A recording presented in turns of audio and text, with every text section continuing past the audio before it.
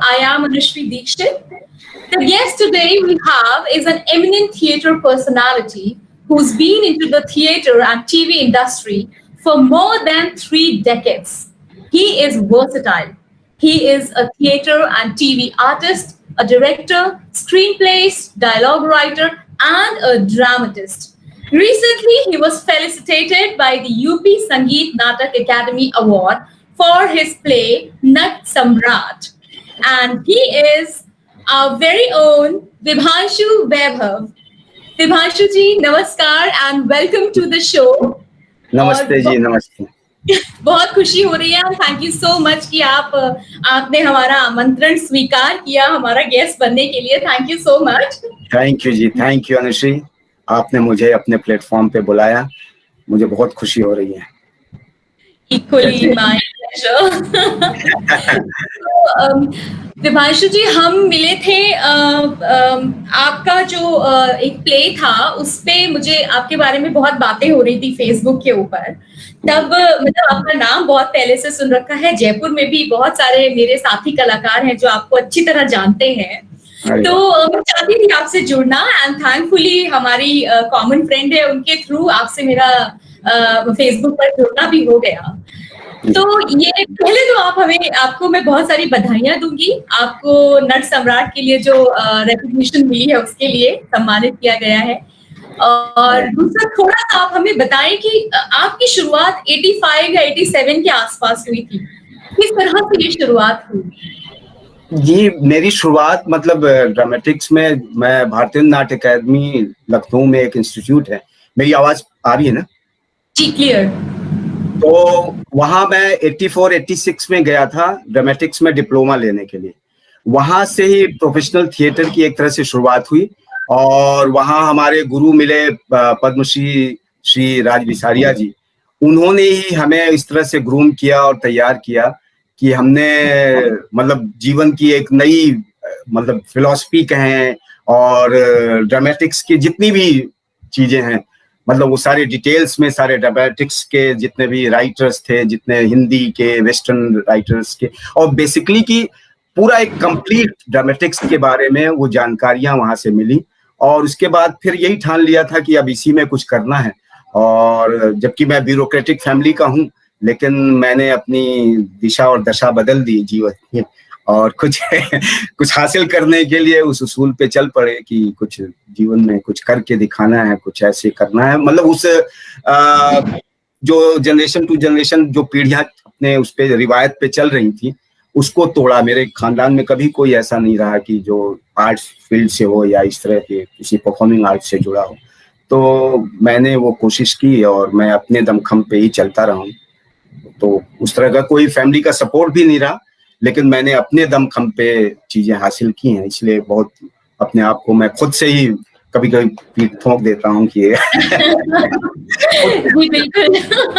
आप खुद की पीठ ठोकिए, मगर हमें आप बहुत इंस्पायर करते हैं। तो मतलब ब्यूरोक्रेटिक फैमिली से बिल्कुल ही एक कहते हैं ना, वैसे तो है दोनों ही माँ सरस्वती का वरदान होता है दोनों को ही, मगर फिर भी इनको पता नहीं क्यों अलग अलग माना जाता है। तो शुरू में आपको बहुत सारे चैलेंजेस भी आए होंगे क्योंकि आपको उतना अनुभव नहीं था। तो थोड़ा सा आप उन चैलेंजेस के बारे में एक बार हमें बताइए ऑडियंस को। देखिए क्या हुआ कि हम लोग जैसे कि एक छोटे शहर से निकलते हैं, वहां उस तरह की ना तो कोई मतलब उस तरह का प्रोफेशनल थिएटर हो रहा था, ना उस तरह की कोई चीजें थी जो आपको उस तरह से मार्गदर्शन दें, आपको जो मोटिवेट करें या उस तरह से लेके जाएं। तो लेकिन मेरे घर में लिटरेचर बहुत था, मतलब एक तरह से लाइब्रेरी बहुत तगड़ी थी। तो वो पढ़ने सुनने का मुझे बहुत ही मतलब वो मेरे फादर की वजह से मुझे हासिल हुआ। और कहते हैं ना कि जिस परिवेश में आप रहते हैं, जिस सिचुएशन में आप रहते हैं, जैसे कोई किसी छोटे बच्चे को कोई अगर जंगल में उठा ले जाए, शेर या बाघ या कोई भी ना, तो बच्चा भी उसी की परिवेश में रह के वैसे ही बन जाता है। तो मुझे उस बालपन में, उस चाइल्डहुड में मुझे जो इस तरह का लिटरेचर का जो खासकर हिंदी लिटरेचर का जो मुझे पढ़ने और देखने को मिला ना, उसने ही मेरा पूरा एक तरह से सब कुछ बदल दिया था। और मैं उसी समय ठान बैठा था कि मुझे राइटर बनना है। वो शुरुआती दौर में फिर राइटिंग का बड़ा शौक था और कविताएं लिखता था, कुछ कहानियां लिखता था। और फिर इलाहाबाद जैसी जगह जिसका नाम अब प्रयागराज हो गया है, वहाँ हिंदी साहित्यकार बहुत थे। हिंदी के बहुत ही रिनाउंड मतलब साहित्यकार वहां पे थे। आप कोई भी बड़ा नाम लीजिए, सुमंत्रानंदन पंत जी, निराला जी, महादेवी जी, मतलब कमलेश्वर भी वहां रहे हैं। ऐसे तमाम लोग वहां पे, दूधनाथ सिंह, ऐसे जगदीश गुप्त जी, मार्कंडे जी, मतलब आप कोई भी मतलब हिंदी साहित्य का कोई भी बड़ा नाम लेंगे ना, वो इलाहाबाद से है। और राजनीति का भी गढ़ था इलाहाबाद यूनिवर्सिटी में। जो भी वहाँ का प्रेसिडेंट हुआ करता था वो मतलब मिनिस्ट्री लेवल पे जाता रहा है। और मतलब 5 प्रधानमंत्री इलाहाबाद ने दिए हैं। तो उस शहर की अपनी एक खूबी रही है। वहाँ का अमरूद बहुत मशहूर है। और वहाँ माघ मेला लगता है, कुंभ मेला लगता है, तो वहाँ गंगा जमुना सरस्वती का संगम है।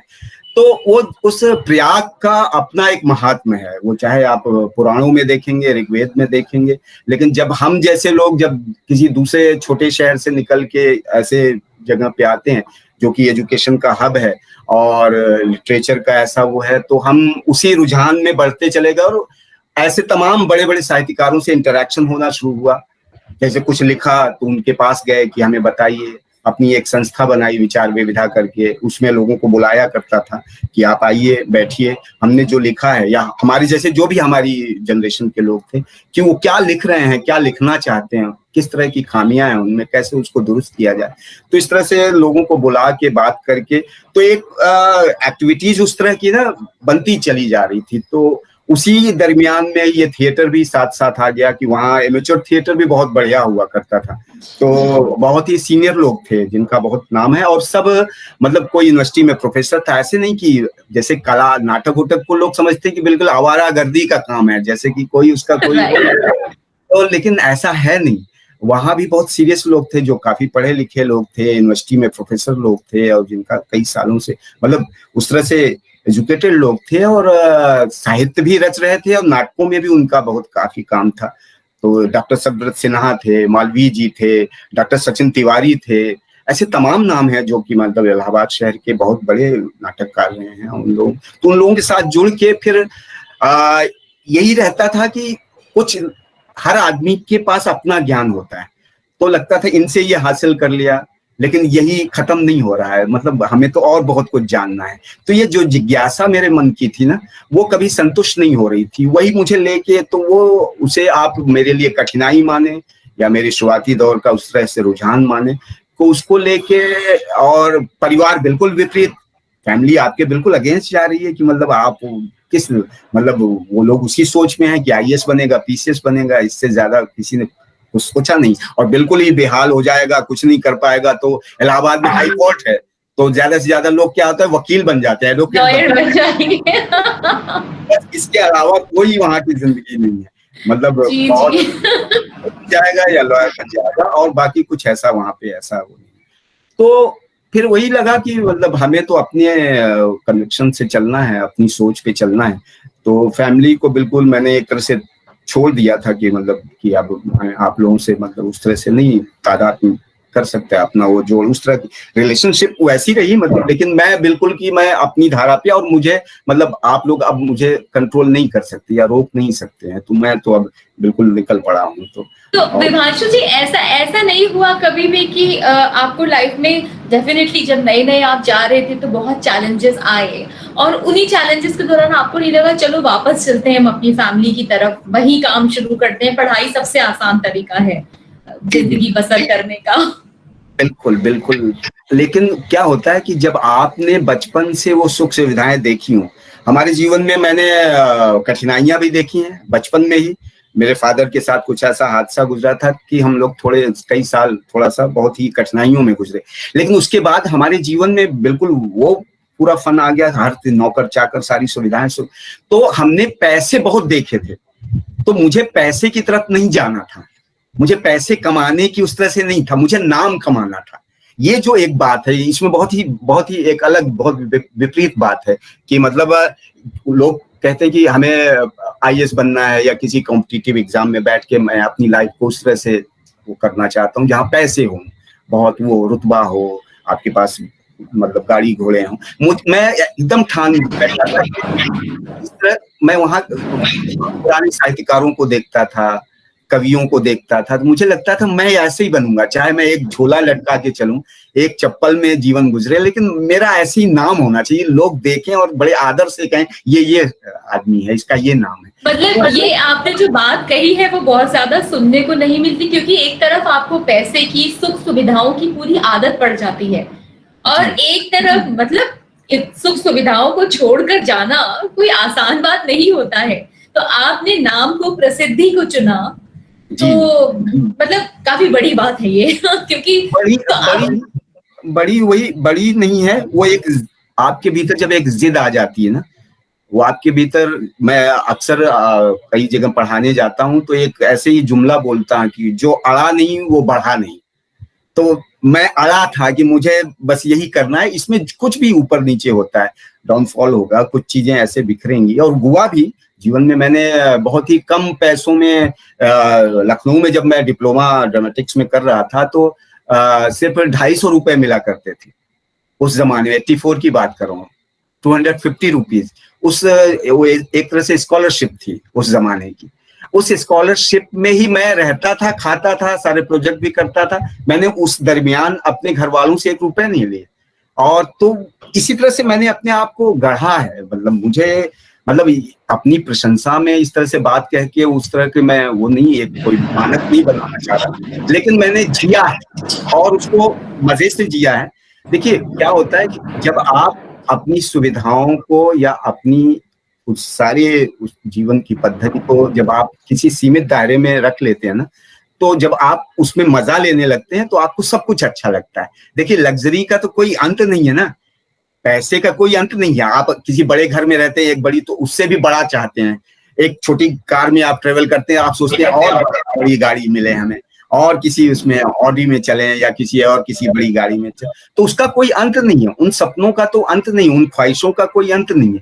लेकिन जब आप इस तरह के समझौते में आ जाते हैं कि जीवन में ये जो सुख है ना, क्योंकि हाँ, जब आपकी सोच बदल जाती है, ये ऐसे नहीं आता, ये आपकी सोच से ही डेवलप करता है। कि जब आपकी सोच बदलती है कि मेरे जैसे, मुझसे भी बदतर कितने लोग हैं इस दुनिया में, किसी के पास मतलब 2 रोटी खाने को नहीं। अगर आप उस आलम पे जाके सोचें तब आपको पता चलेगा कि तकलीफ कितनी बड़ी है। और मुझे तो हासिल है, और मेरा ध्येय कुछ है और है ना, मैं कुछ करना और चाह रहा हूँ, मुझे कुछ और हासिल करना है जीवन में मुझे। तो इसलिए मैं अपने भाइयों से सबसे विपरीत चला हूँ, और मुझे आज भी मतलब इस बात का फक्र है कि मैं अपनी शर्तों पे जीता हूँ और अपनी सुविधाओं पे रहा हूँ। मुझे किसी बात की कभी कोई तकलीफ नहीं हुई, जो भी रहा। आपकी फैमिली ने आपको एक्सेप्ट कर लिया कि हाँ भाई ये हमसे अलग है थोड़ा? शायद उनको शुरुआती दौर में जो आप कह रही थी कि टूट जाएगा, ये मेरे मन में नहीं आया कि मैं हार जाऊंगा या टूट जाऊंगा। ये शायद उनके दिलो दिमाग में रहा होगा कि ये नहीं कर पाएगा, क्योंकि इसने सुविधाओं में जीवन गुजारा है तो ये लौट पड़ेगा। लेकिन उन्हें नहीं पता था कि मेरी एक जिद जो पैदा हो गई है वो मुझे जीने के सारे रास्ते दिखा देगी और मैं जीऊंगा। और वही हुआ कि उनकी उस तरह की चाहत जो थी या उनकी जो इस तरह की ख्वाहिश थी कि ये शायद लौटेगा, मैं लौटा नहीं, और मैं दिनों दिन आगे बढ़ता चला गया। मतलब उसमें यही होता था कि आप किस ढंग से अपने आप को शेप अप कर रहे हैं, और मतलब जो आप ठानेंगे वही आपको हासिल होगा। आपने कोई संकल्प ले लिया है, आप जिस संकल्प पे चलेंगे ना, वही जीवन में आपको वही हासिल होगा। तो इसमें कोई वो नहीं था।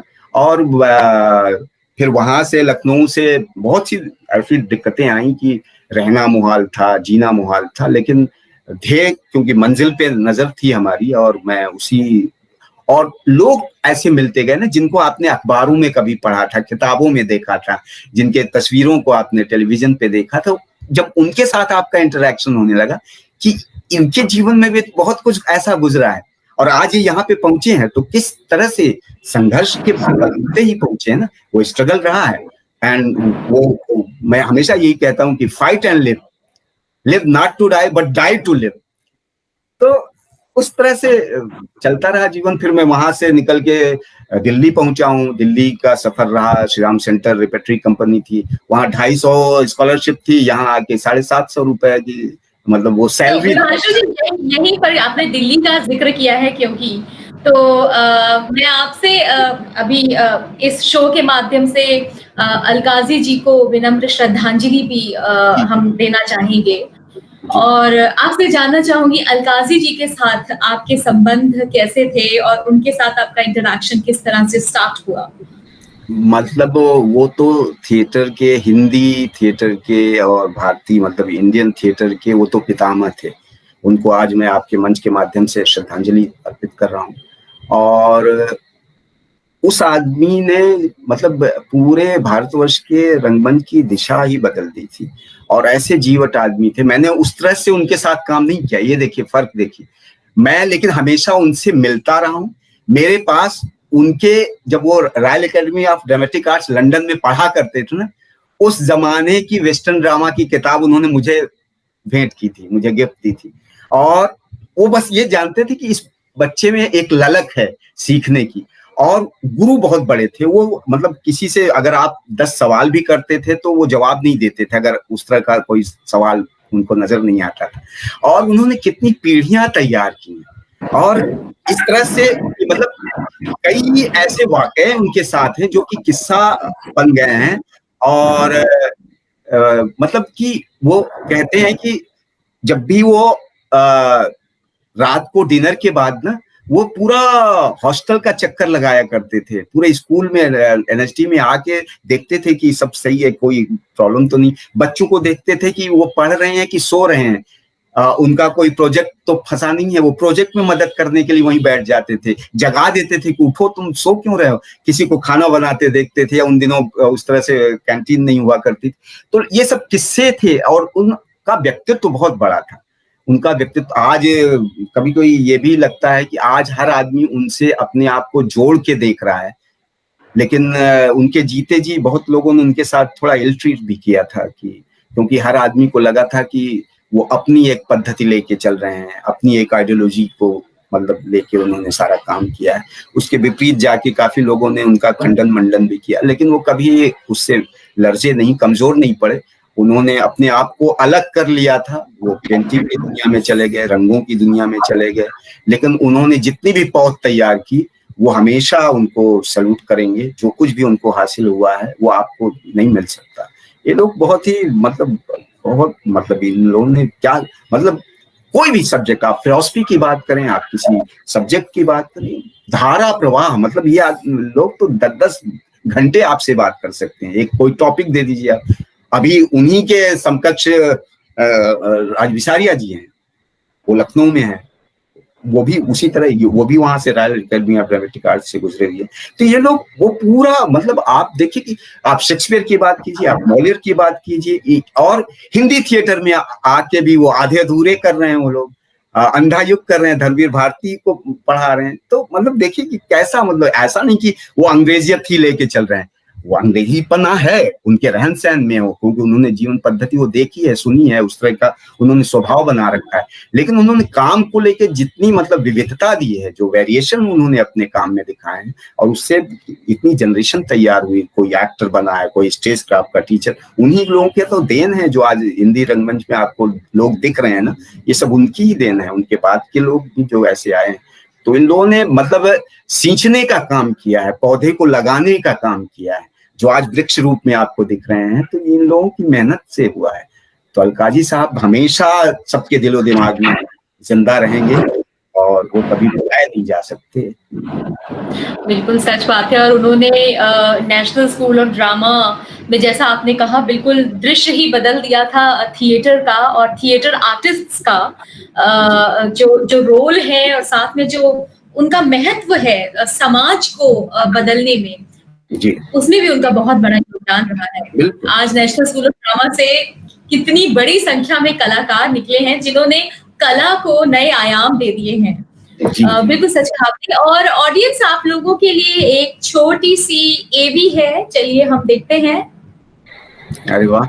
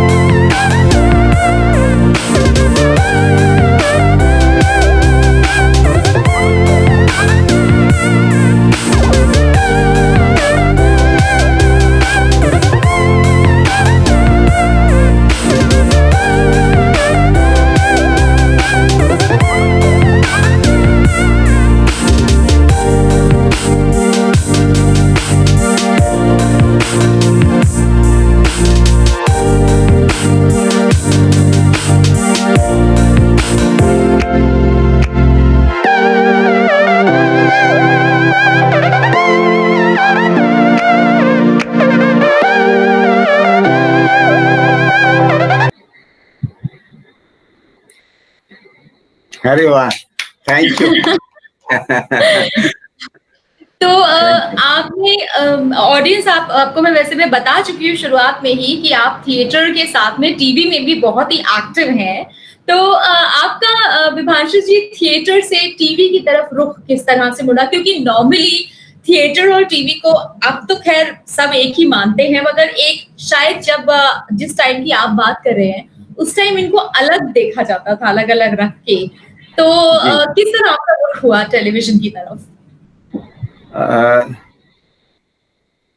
अनुश्री, बात यह है कि थिएटर में मैं बहुत ज्यादा इंडल्ज था, और दिल्ली थिएटर में श्री राम रिपेट्री कंपनी थी, रंगमंडल था, जहाँ का मैं रिपेट्री चीफ रहा हूँ। और मेरे नाटक वहाँ मैंने लिखने शुरू कर दिए थे एज ए ड्रामेटिस्ट। मेरे बहुत बड़े बड़े नाटक थे, कारंजी जैसे लोगों ने किया, संजय उपाध्याय ने किया, महारथी मेरा नाटक, बाबूजी नाटक, ऐसे ठुमरी नाटक, मतलब ऐसे तमाम नाटक उस समय। लेकिन वो खस्ता हाल, मतलब आप कितना भी आप थिएटर में करते रहें, लेकिन वहां पे थोड़ी सी एक कमतरी ना आपके लिए जीवन में बनी रहती है। तो मैं उन दिनों अपने सीनियर्स को भी देखता था जो थिएटर में काफी जिनका नाम गिराम था, लेकिन उनकी भी स्थिति कुछ अच्छी नहीं थी। तो लेकिन वो लोग सब काम कर रहे थे। तो मैंने उन दिनों जो भी अपने एक्सपर्ट लोग थे, सीनियर लोग थे, उन लोगों से राय ली कि मतलब मुझे अगर थिएटर करना है तो इस कमतरी में तो नहीं रह सकता, कब तक रहूंगा, क्योंकि जीवन मुझे भी सुधारना है। और वो जीवन सुधारने के लिए वही बात आ रही है कि पैसा पैसा पैसा, और थिएटर में कहते हैं पैसा नहीं है, तो पैसा कहाँ से आएगा? ये पैसा तो एक शेर कहूंगा कि शायद वो कहीं एक बात है कि एक चुभन है कि जो मुझे बेचैन किए रहती है, एक चुभन है जो कि मुझे बेचैन किए रहती है। ऐसा लगता है कि कुछ टूट गया है मुझे। तो क्या बात है। वो एक, मतलब वो एक टूटन थी उस दरमियान की, जब मैं 92 की बात, 91 की बात कर रहा हूँ। तो शायद कुछ टूट रहा था, कुछ थिएटर को लेके ना, वो सारे भरम जिस उत्साह और जिज्ञासा से हम चले थे ना, और लगता था कि कुछ लोग तो बहुत ही ज्यादा आलीशान ढंग से थिएटर में भी, तो उन्होंने एक तरह से कब्जा कर रखा है, उनसे कुछ हासिल होने वाला नहीं है। तो मेरे ही गुरु कारण जी थे, बीवी कारण जी, उनको भी मतलब वो नेशनल स्कूल ऑफ ड्रामा के डायरेक्टर भी रह चुके हैं और बहुत बड़ा नाम है थिएटर में।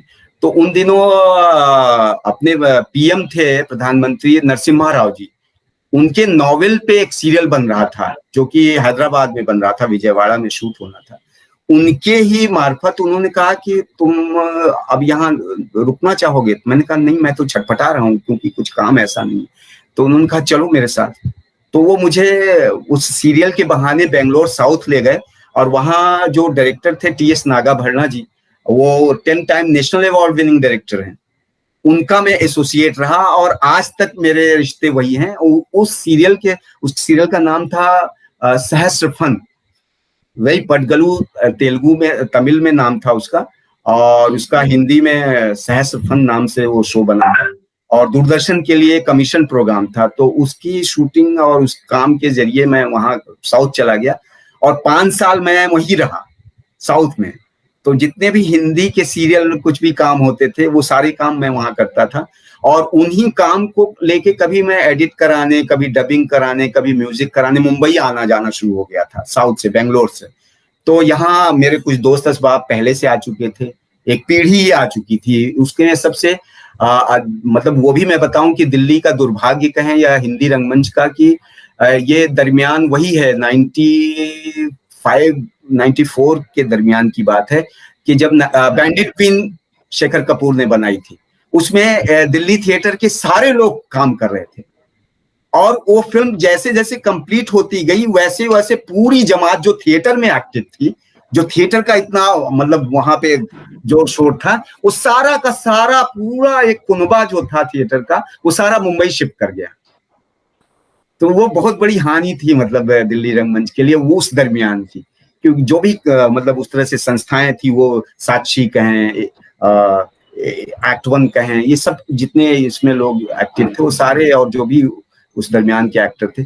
तो मेरा यहाँ मुंबई आना जाना शुरू हो गया। फिर वहाँ भाषा की दिक्कत हो रही थी, वहाँ पे साउथ में अपनी बोली, अपनी भाषा, जिसको मैं बहुत ज्यादा महत्व देता हूँ, तो वहाँ मतलब आप काम तो कर रहे हैं लेकिन वो फुल्ली आप एक्सप्रेस नहीं कर रहे हैं।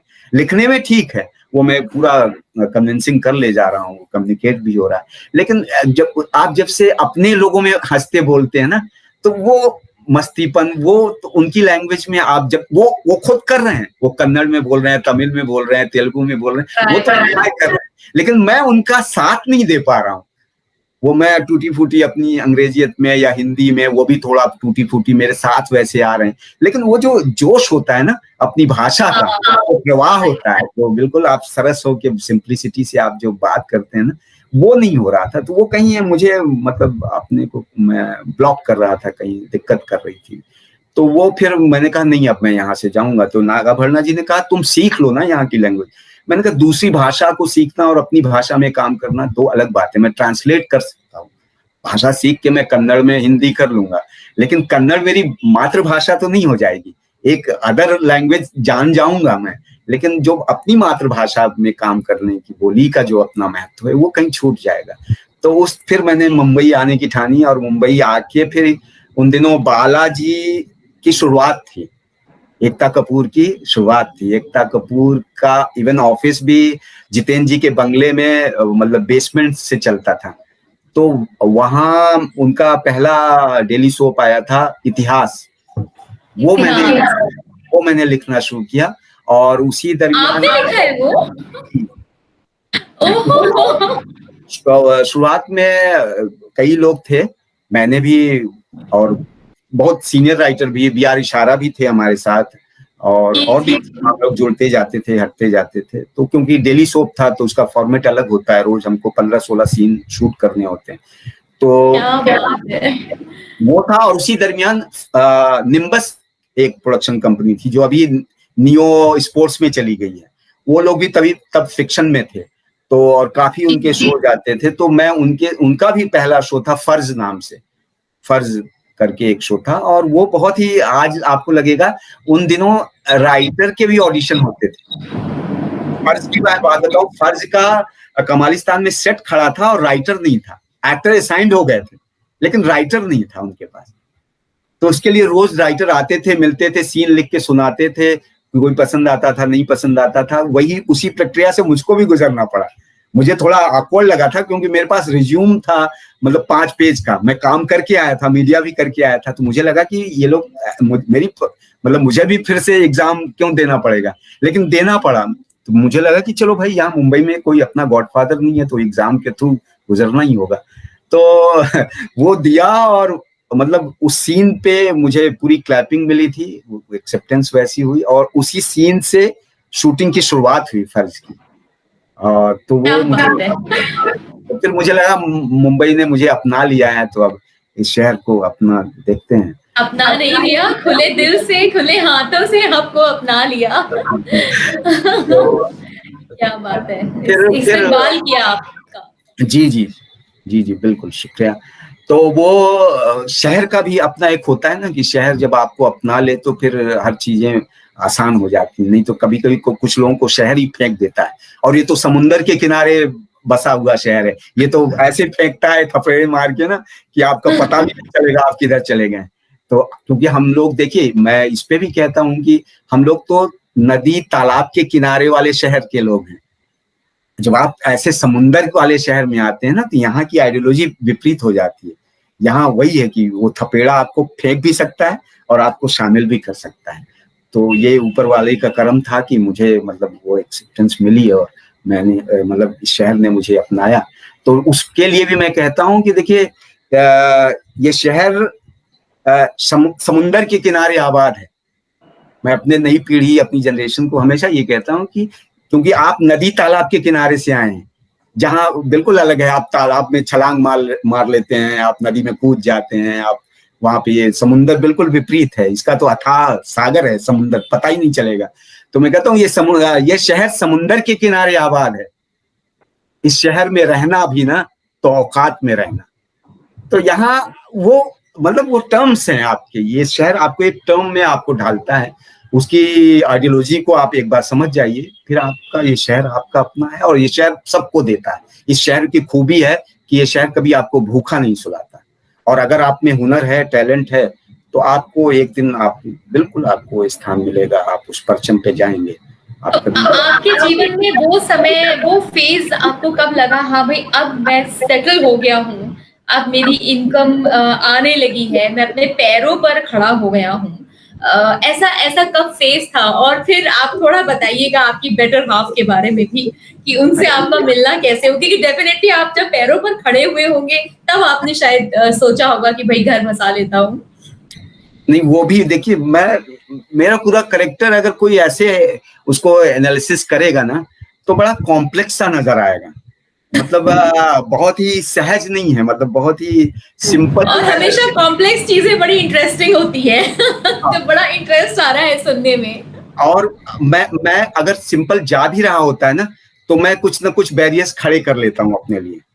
मैं उस स्ट्रगल में अपने आप को डाल लेता हूँ कि नहीं, अब लाइफ स्मूथ नहीं चलनी चाहिए, अब कुछ कोई बैरिकेडिंग है नहीं। तो वेरी इंटरेस्टिंग। तो क्या है, जब तक आप जूझते नहीं है ना, तब तक आपको कुछ हासिल नहीं होता, और हर कदम पे आपको जूझना आना चाहिए। आज कोरोना में मैं बहुत ज्यादा मस्ती में हूँ, क्योंकि बहुत समय मिल गया है, खूब लिख रहा हूँ, खूब पढ़ रहा हूँ। तो ये एक मतलब लोगों के लिए, कुछ लोगों के लिए जिंदगी थम सी गई है, लेकिन मेरे लिए उसी प्रवाह में है। क्योंकि जब आपको कुछ चीजें समझ में अब आ रही हैं, जब आप तो घुड़दौड़ में चल रहे थे ना, भाग दौड़ में भाग रहे थे, जिसका कोई अंत ही नहीं था। तो वही है कि जब आप भागदौड़ में रहते हैं, तो आपका व्यक्तित्व भी उसी तरह से बदलता चला जाता है। आपके जो छोटे छोटे नुआंस होते हैं ना जीवन के, वो जो थोड़ी संवेदनाएं हैं, जो उस तरह के इमोशंस हैं ना, उनसे आप बहुत दूर चले जाते हैं, उनकी परवाह नहीं रह जाती आपको। लेकिन मेरे अंदर मैं वही उन सबको ही समेट के चलता हूँ। मैं छोटी छोटी बिंदुओं पे रहता हूँ, मैं छोटे छोटे नुआंस को पकड़ के अपने जीवन में बातें करता हूँ। और मुझे उस तरह का, मतलब बहुत ज्यादा ड्रामेटिक होके और जीवन को वैसे कि ये बंगले, ये गाड़ी, ये इवेंट, ये शो, ये फिल्म, वो उसमें जाके फिर आप भी बिल्कुल कहीं आपके वो संसर्ग छूट जाते हैं, आपके वो रिलेशनशिप्स तमाम छूट जाती हैं, आप आप अपने सरोकार से हट जाते हैं। तो मतलब आप ये कहना चाह रहे हैं कि आपका वो फेज कभी नहीं आया जब आपको लगा हो कि आप सेटल हो गए हैं? नहीं, सेटल आप किस चीज को मानेंगे कि आपका सर्वाइवल हो रहा है, आप दो दो डेली सोप कर रहे हैं, आपकी बिलिंग हो रही 2-2 लाख रुपए की, 2.5-2.5 लाख रुपए महीने की, तो आप सेटल किसको मानेंगे? आपने ऑफिस खरीद लिया, आपने गाड़ी भी खरीद ली, आपने घर भी खरीद लिया, आप क्या मानेंगे? लेकिन अब आप, चलिए, आपके हिसाब से सेटल होना क्या होता है? सेटल होना ये कि जीवन में जो आपने सोचा है वो आपको हासिल हुआ क्या? कामयाबी किसको, कामयाबी मैं इसको नहीं मानता। लोग कामयाबी पैसों को ही मानते हैं, बड़े बंगले को मानते हैं, 10 नौकर चाकर को मानते हैं, बड़ी गाड़ियों को मानते हैं। मेरा ये मानना है कि अगर आप कामयाब हैं, तो आपका शायद कुछ, आपके अंदर कुछ नई चीजें आ रही होंगी, आप कुछ नया सीख रहे होंगे, आपकी भाषा बदल गई होगी, आपके स्वभाव में कुछ अलग आया होगा, आप कुछ ज्यादा प्यार कर रहे होंगे अपने लोगों के साथ, अपने रिश्ते नातों में आप ज्यादा उठ बैठ रहे होंगे, आप में मोहब्बत ज्यादा पैदा हो रही होगी, आपकी बोली में और मिठास आ गई। ये कामयाबी है। ये कामयाबी है कि आपके बोल में अब तंज नहीं रह गया, आप बोलियों मिठास के साथ बात कर। ये मुझे कामयाबी नजर आती है कि आप कितने लोगों को साथ लेके चल पड़े हैं, कितने लोगों के लिए आप जीवन में उनको भागीदारी दे रहे हैं। ये है कामयाबी। लेकिन आप कामयाब होते ही आप अपने पिछले वालों को काट दे रहे हैं, या आप में एक अलग तरह से राजनीतिक कुछ पॉलिटिकल एलिमेंट्स आप में अंदर घुसते जा रहे हैं। आप में अहम आ रहा है कि मैं आ रहा है कि मैंने किया, मैं हूं, मुझे देखिए। तो ये अहम आ गया तो आप कामयाब कहाँ से रहे? आप तो खत्म हो रहे हैं। आप अपने उन लोगों से जो आप कहते हैं ना, निंदक नियरे राखिए। निंदक, जो दोस्त आपको हर कदम पे आपको क्रिटिसाइज किया करते थे, सही राह बताते थे, आपने उनसे दूरी, आप हवा हवाई में रह रहे हैं। जो यहाँ की दोस्ती या नए लोगों से मिल रहे हैं, वो आपको ऐसे चढ़ा रहे हैं जिनकी बातों में कोई अर्थ नहीं है। वो आपको ऐसे ही फ्लूक में मतलब चीजों को लेके चल रहे हैं और झूठी मूठी वाहवाही कर रहे हैं। तो वो सिला नहीं है आपका। तो कामयाबी और सेटल होना यही था कि जीवन में शादी हो गई थी, और शादी मैंने श्रीराम सेंटर में ही कर ली थी। उसमें भी वही बात, ये मैं कई अपने प्लेटफॉर्म पे ये बात दोहरा चुका हूँ कि वहां भी यही था कि परिवार का प्रेशर, आप ब्यूरोक्रेटिक फैमिली के हैं तो रिश्ता भी वही आएगा, लेकिन उस लड़की को मैं कहाँ लेके जाने वाला? वो जो किसी आईएएस पीसीएस की लड़की होगी, किसी आईपीएस की लड़की होगी, उसको लेके मैं कहाँ बैठूंगा? अपने चौराहे पे, थिएटर की गलियारे में? तो वो जवाबदेही मैं नहीं ले सकता, या किसी के साथ मैं इस तरह का क्यों ट्रीट करूंगा? मुझे तो वही चाहिए जो थिएटर को जानता है, जो चीजों को समझ के चलता हो। तो मैंने इसीलिए रिपेट्री कंपनी की एक्ट्रेस से ही शादी की, कि जो थिएटर को समझ रही है, जो कि थिएटर है क्या, और यहाँ कुछ भी हो सकता है, कुछ नहीं भी हो सकता है। तो जो आपके काम में सहभागी हो के चले, वरना तो वहां के उस डेकोरम में जाके तो वो मुझे कहीं बौना कर देंगे। आप किसी उस तबके के लोगों में, उस हायरार्की में आप जब घुसते हैं ना, तो आप कहीं आपके अंदर एक इंफियरिटी आती है, जो मैं नहीं चाहता था कि मतलब उस आलम पे जाके आज मतलब मुझे जो भी हासिल है वो मुझे हासिल है। मैं अपने गर्व से कहता हूँ कि मुझे जो हासिल है वो अपनी कोशिशों से हासिल है, उसमें किसी का हाथ नहीं है, उसमें किसी का उस तरह से दखल नहीं है। जो गुरुओं ने दिया है, जो दीक्षा मिली, वो तो बिल्कुल उनके लिए मैं नतमस्तक हूँ, लेकिन जो मेरा संघर्ष रहा है वो मेरा अपना है, उसको मैं बांट नहीं सकता किसी। और जो भी मेरे जीवन में जो लोग शामिल हुए हैं वो उसी संघर्ष के साथ आए। मेरी पत्नी, जिसका नाम मीना वैभव है, तो वो भी मतलब मेरे साथ सहभागी होगी। अर्धांगिनी का मतलब क्या है? मतलब जो कहते हैं पार्टनरशिप क्या है? जब आप एक दूसरे को समझ ही ना सकें, बराबरी का दर्जा दे के, बराबरी से कि मतलब ये आदमी काम कर, तो आप कितने उसके सपोर्टिव बन सकते हैं, आप उसको कितना सपोर्ट दे सकते हैं उसमें। और जीवन को वैसे जिया। और फिर जब ऐसी जरूरत मुझे लगती थी कि मैं किसी दूसरे काम में लगाऊं जिसमें कि अभी कोई अर्निंग के वो नहीं है, तो उसने वैसे भी काम किए कि खुद भी रिपेट्री कंपनी में नौकरी करती रही और परिवार को उस तरह से साथ देती रही। मतलब जीवन में आप लोगों को आज ये अचरज होगा, लेकिन आज मुझे सब हासिल है। लेकिन जैसे कि उन दिनों में दिल्ली के दरमियान जब हम काम कर रहे थे, जैसे फ्रिज खरीद लिया ना, तो फ्रिज में रखने के लिए मेरे पास कुछ भी नहीं था, सिर्फ पानी की बोतल के अलावा, सिर्फ पानी की बोतल के अलावा फ्रिज में रखने के लिए मेरे पास ना दूध थे, ना फ्रूट्स थे, कुछ नहीं थे। तो मैंने कहा चलो, लेकिन आज फ्रिज हुआ है तो कल ये भी हो जाएगा। आप ग्रेजुअली डेवलप करते हैं ना चीजें, ऐसे एक स्टेप के बाद दूसरा स्टेप आता है। आप कामयाबी या सेटलमेंट की बात जो कर रही हैं, वो इस तरह से चीजें हासिल करता गया हूं कि आज ये हुआ है तो कल ये हो जाएगा। मुझे कोई ऐसे रातों रात में कोई करोड़पति नहीं बन गया हूँ, रातों रात मुझे कोई लॉटरी नहीं मिली है, या रातों रात किसी ने ऐसे मेरे नाम पे कोई खाता नहीं खोल दिया है। मैंने अपने आप को डाला है, तोड़ा है, मरोड़ा है, संघर्ष किया है, जूझ के पाया है। मैंने जो कुछ भी आज मुझे हासिल है, मैंने जूझ के पाया है। मतलब अपने आप को दिन रात जगा के मेहनत करके। मेरे कई एक आध ज्योतिषी कभी टकरा जाते हैं, जो कि मैं उनको मानता नहीं हूँ, लेकिन वो कहते हैं कि आपके जीवन में संघर्ष बहुत है, आपको जो भी हासिल होगा संघर्ष के बलबूते। तो मैंने कहा मैं तो उसको तो बुलाता हूँ कि आओ संघर्ष और स्ट्रगल, आओ और जूझूंगा और करूंगा। तो लेकिन जीवन उस तरह से। फिर बच्चे हो गए हमारे। मेरी एक बेटी है जिसका नाम समीक्षा वैभव है, बेटा है उत्कर्ष वैभव। दोनों मेरे ही उसी आइडियोलॉजी, मेरी सोच के हैं, जिन्होंने मतलब वैसे ही साथ दिया मेरा, कि जैसे कि उन्होंने कहा कि मुझे बच्चे, जबकि मेरे सराउंडिंग, मेरे भाइयों के बच्चे ट्यूशन ले रहे हैं और सराउंडिंग के दोस्त असबाब के बच्चे ट्यूशन, मेरे बच्चों ने कहा मुझे ट्यूशन नहीं चाहिए, हम अपने दमखम पे पढ़ेंगे। तो उन्होंने, और अपने दम पे पढ़ के उन्होंने दिखाया भी, वो मेरिट में भी आए। और तो मतलब कैसे आप जिस सोच पे होते हैं ना, वही सोच आपके पूरी फैमिली को गवर्न करती है।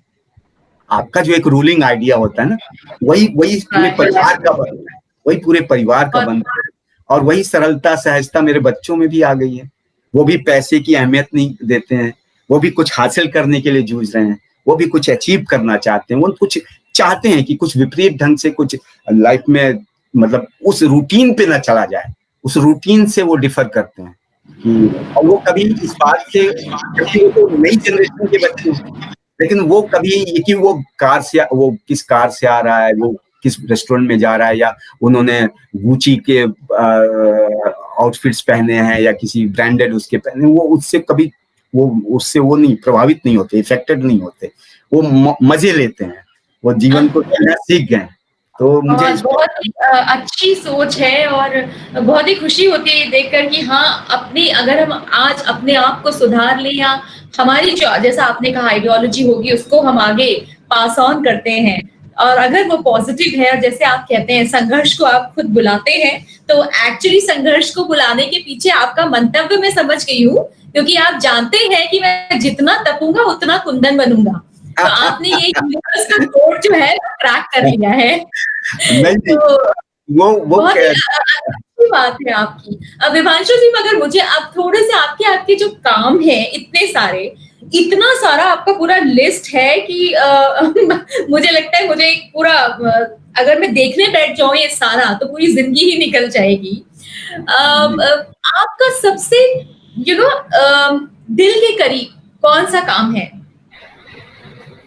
सभी में से? थिएटर में, टीवी में, डायरेक्टर, ये सबको अगर कंबाइन करें और उनमें से आपसे पूछा जाए तो दिल के करीब। देखिए, सब आपकी लेखनी से निकले हैं, आपकी सोच से निकले हैं, आपकी इमेजिनेशन से निकले हैं, आपके कॉन्सेप्ट हैं सारे। तो जैसे वो एक तरह से आपके ही तो बेबी हैं, आपके ही बच्चे हैं, तो किसी एक को ऐसा बड़ा छोटा करके, क्योंकि प्यार जैसे लेकिन कहेंगे ना, जो कहते हैं फर्स्ट लव, तो पहला प्यार तो मेरा थिएटर ही है, तो वो मुझे खींचता है। पहला प्यार कभी भुलाया नहीं जाता, मतलब कभी आप भूल भी नहीं सकते। तो उस प्यार के लिए आज भी मेरी तड़प है। मैं इसलिए थिएटर में बार बार भाग के जाता हूँ। मतलब मीडिया में जैसे 2 साल काम कर लिया ना, बहुत ही ज्यादा हेक्टिक हो गया, तो मैं फिर ब्रेक करके मैं थिएटर करने भागता हूँ। ऐसी आइसोलेटेड जगह पे चला जाता हूँ, नई जगह पे जहाँ मुझे कोई जानता भी नहीं है, और या तो पढ़ाने चला जाता हूँ। ऐसी मतलब कई जगह मैं विजिटिंग फैकल्टी में हूँ, तो उस तरह से तो काम मजा मुझे अगर देखे ना तो अपने हर काम में आता है, लेकिन थिएटर का जो प्रिविलेज है ना, थिएटर का जो मजा है ना, वो मेरे लिए हमेशा मतलब रहता है। फिल्म कर लिया, टेलीविजन कर लिया, उसमें शूटिंग वूटिंग का एक अलग चार्म होता है, लेकिन उससे वो ग्लैमर से हम अभी उबर गए हैं। वो एक तरह से खत्म हो गया है कि सारे आप उस पार्टियों में घूम लिए, उन इवेंट्स में घूम लिए, उन लोगों के बीच में उठ बैठ लिए।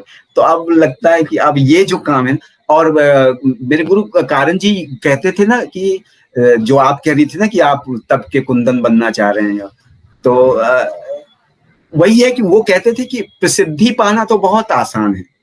प्रसिद्धि आपने एक शो, कोई भी एक डेली सोप आपने कर लिया या कोई फिल्म एक कर ली, तो आपको प्रसिद्धि मिल गई, रातों रात आप स्टार हो गए, लेकिन आपको सिद्धि नहीं मिली।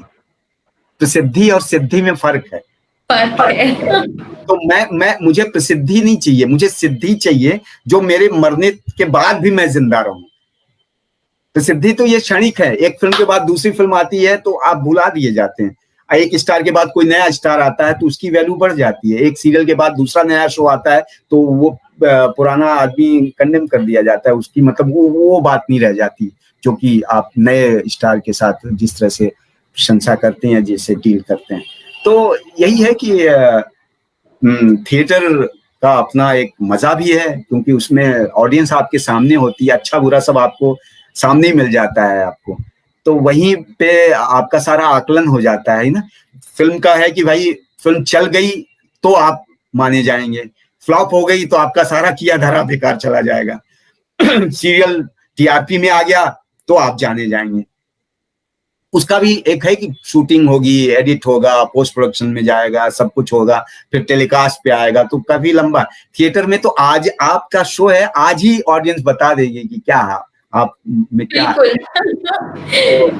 लाइव रिजल्ट होता है थिएटर, तो उसका जो मजा है ना वो कहीं हासिल नहीं हो सकता। बिल्कुल सही बात है। तो विभांशु जी, आप न सिर्फ एक वर्सेटाइल पर्सनालिटी है, इसके अलावा आप एक बहुत अच्छे ट्रेनर भी हैं। ट्रेनर मैं इसलिए बोल रही हूँ, प्रशिक्षक इसलिए बोल रही हूँ क्योंकि आप वर्कशॉप्स भी देते हैं थिएटर की, और उसके माध्यम से आप बच्चों को भी बहुत एनकरेज करते हैं, इंस्पायर करते हैं।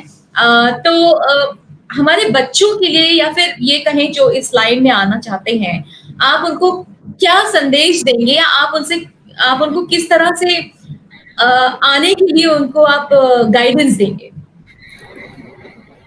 अनुश्री, मैं सिर्फ ये कहूंगा कि देखिए, ग्लैमर के उसमें चकाचौंध में आके आप बिल्कुल रातों रात, देखिए कोई रातों रात यहाँ स्टार नहीं बनता, वो आपको रातों रात दिखता है, लेकिन उसके पीछे की जर्नी आपको नहीं पता कि उसने कितने साल यहाँ पे गुजारे हैं, कितने साल उसका स्ट्रगल रहा है, वो आपको नहीं पता है। पर्दे पे जिस दिन आपने देखा उस दिन से आप उसको देख रहे हैं, लेकिन वो रातों रात पर्दे पे नहीं आ गया है, उसके पीछे की एक जर्नी रही है। और ये आजकल लोग समझते हैं कि बाय बर्थ एक्टर हैं, बाय बर्थ मैं नहीं, इसको इससे डिफर करता हूँ, क्योंकि रातों रात आप सोच लें और सुबह आप बिल्कुल शाहरुख खान बन के जाग जाएं, रात में सोएं और सुबह शाहरुख खान बन के, अमिताभ बच्चन बन के जागें, तो ऐसा नहीं होता है। वो हुनर को आपको प्रैक्टिस में लाना पड़ता है। आप में उस तरह की क्वालिटीज हो सकती हैं, आप में उस तरह का स्किल हो सकता है, लेकिन जब तक आप उसको प्रैक्टिस में नहीं लाते हैं। और सबसे बड़ी नई जनरेशन के लिए खास बात ये कहनी है कि देखिए, डिसिप्लिन का होना बहुत जरूरी है। आप किसी भी प्रोफेशन में जाएं, और ये आर्ट फॉर्म है, ये एक्टिंग या कोई भी परफॉर्मिंग आर्ट में आना, ये आर्ट है। तो आर्ट में मतलब प्रैक्टिस चाहिए, और आप में डिसिप्लिन का होना बहुत जरूरी है। डिसिप्लिन और पेशेंस, दो चीजें बहुत मायने रखती हैं आपके लिए, कि अगर आप में डिसिप्लिन नहीं है तो आप कोई भी विधा में, इस तरह परफॉर्मिंग आर्ट में आप कहीं एग्जिस्ट नहीं कर सकते, और आप में पेशेंस नहीं है तो भी आपके लिए बुरा है। तो ये जो दो चीजें हैं ना, और सारे, अगर एक्टिंग की बात मैं करूं ना, तो acting starts with yourself, with in yourself. तो आपको कहीं और जाने की, इसकी देखिए एक्टिंग की किताब मिल सकती है, इसके औजार जो है ना भाई, कारपेंट्री में जाते हैं तो उसके औजार बाजार से खरीदे जाते हैं। आप किसी और डिपार्टमेंट में जाना चाहते हैं तो उसके किताबें या उसकी चीजें, आपको हथियार बाजार में मिल सकते हैं। लेकिन आप परफॉर्मिंग में आर्ट में आ रहे हैं तो इसमें सब कुछ आपके भीतर से ही है, आपके अंदर से ही आना है। बाजार से कोई पुड़िया नहीं मिलेगी, कोई मेडिसिन नहीं है, कोई उसका इक्विपमेंट नहीं, सारे इक्विपमेंट आपके पास है।